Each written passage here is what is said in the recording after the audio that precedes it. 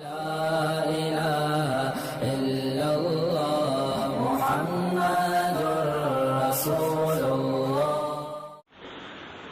کے بارے میں جو سوال بہت زیادہ پوچھے جاتے ہیں، الٹی آ گئی ہے، ابکائی آ گئی ہے، اس سے روزہ تو نہیں ٹوٹا، انجیکشن لگانا ہے، چوٹ لگ گئی ہے، خون نکل گیا ہے، خون لگانا ہے، انہیلر لینا ہے، تو الٹی آنے سے روزہ نہیں ٹوٹتا۔ الٹی آنے سے روزہ اس وقت ٹوٹے گا جب دو شرطیں پائی جائیں گی۔ ایک یہ کہ الٹی منہ بھر کر ہو بہت زیادہ، اور منہ بھر کر الٹی ہوئی اور آپ نے اس کو نگل لیا، تو نگلنے سے روزہ ٹوٹ جائے گا۔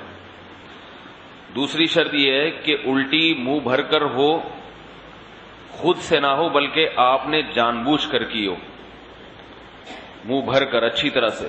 منہ بھرنے کا مطلب یہ ہوتا ہے کہ اتنی زیادہ ہو کہ آپ اگر روکنا چاہیں تو وہ روک نہ سکیں، اس کو منہ بھر کے کہتے ہیں۔ ورنہ اب منہ ہر ایک کا جو ہے کیونکہ وہمی لوگ جو ہے نا، پھر وہ وہمی لوگ جو ہے نا وہ تنگ کرتے ہیں۔ وہمی کہتے ہیں اب مجھے پتہ ہی نہیں چل رہا کہ میرا منہ بھر کے ہوا ہے یا منہ تھوڑا ہوا ہے۔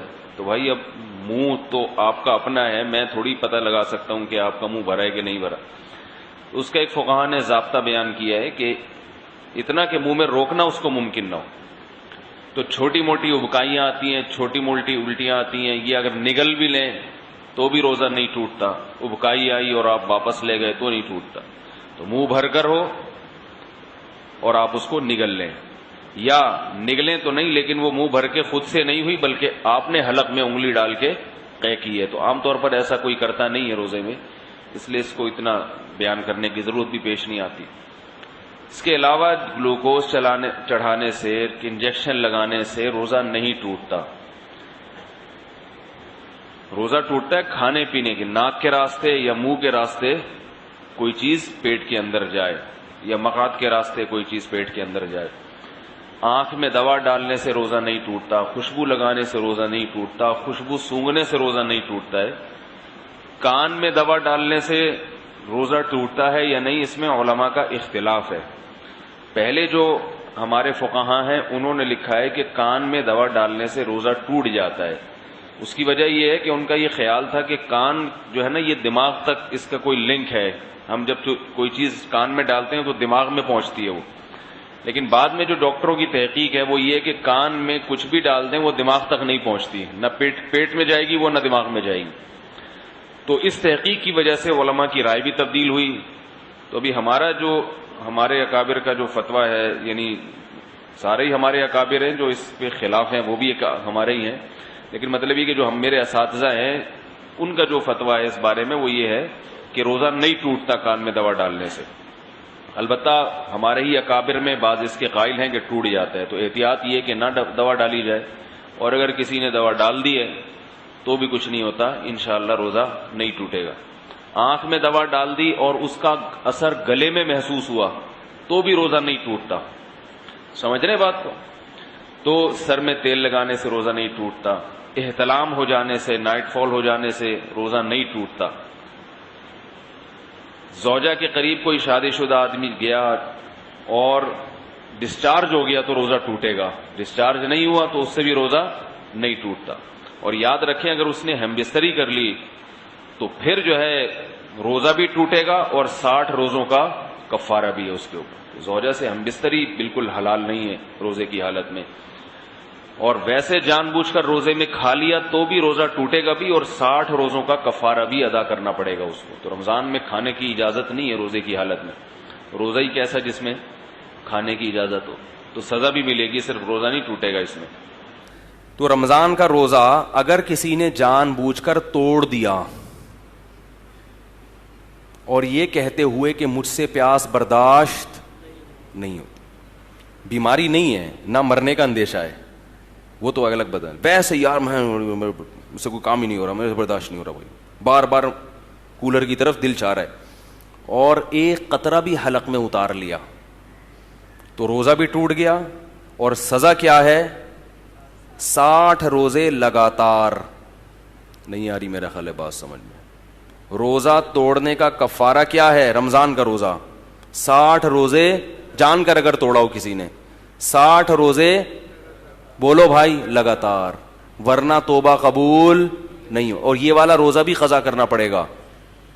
اور وہ جو 60 روزے رکھنے ہیں ان میں اگر 59 روزوں کے بعد آپ کی طبیعت خراب ہو گئی اور 60واں نہیں رکھ سکے تو پھر پہلے دن سے دوبارہ, یعنی اس میں بیماری کی بھی کبھی عذر قابل قبول نہیں ہے, کیونکہ یہ کس کا روزہ ہے؟ رمضان کا. یہ مذاق نہیں ہے, یہ اللہ کا بہت بڑا حکم ہے. اسی طرح یاد رکھو ایک اور مسئلہ ہے, مسافر کے لیے روزہ چھوڑنا جائز ہے لیکن افضل نہیں ہے. افضل اس صورت میں ہے جب مسافر کو روزہ رکھنا مشکل ہو. یہ جو حدیث میں آتا ہے لیس من البر الصیام فی السفر, سفر میں روزہ نیکی نہیں ہے, یہ اس صورت میں ہے جب سفر میں روزہ رکھنا آپ کو بہت زیادہ مشکل لگ رہا ہے. اگر سفر میں روزہ رکھنا مشکل نہیں ہے, جیسے کہ آج کل اکثر مشکل نہیں ہوتا, جہازوں کا, ٹرین کا, بسوں کا سفر ہے, بڑے آرام سے رکھ سکتے ہیں, تو ایسی صورت میں روزہ رکھنا افضل ہے کیونکہ رمضان کی فضیلت حاصل ہوگی. سمجھتے ہیں کہ نہیں سمجھتے؟ تو اس میں سستی کاہلی کر کے روزہ نہیں چھوڑنا چاہیے, جائز ہے بہرحال, چھوڑنا نہیں چاہیے. ایک مسئلہ یہ ہو گیا. دوسرا مسئلہ اور اچھی طرح سمجھیں کہ یہ جو مسافر کے لیے روزہ چھوڑنا جائز ہے یہ اس صورت میں ہے جب سحری کا وقت سفر کے دوران آ جائے. ہمارے ہاں یہ ہوتا ہے کہ دوپہر کسی کا لاہور جانے کا ارادہ ہے تو صبح روزہ چھوڑ دیتا ہے کہ میں تو سفر میں. ایسا نہیں ہے, سحری کا وقت مقام پہ آیا ہے تو ابھی آپ مسافر بنے نہیں ہیں, آپ دوسرے مسلمانوں کی طرح آپ پر بھی روزہ فرض ہے کیونکہ ابھی آپ مسافر بنے نہیں ہیں.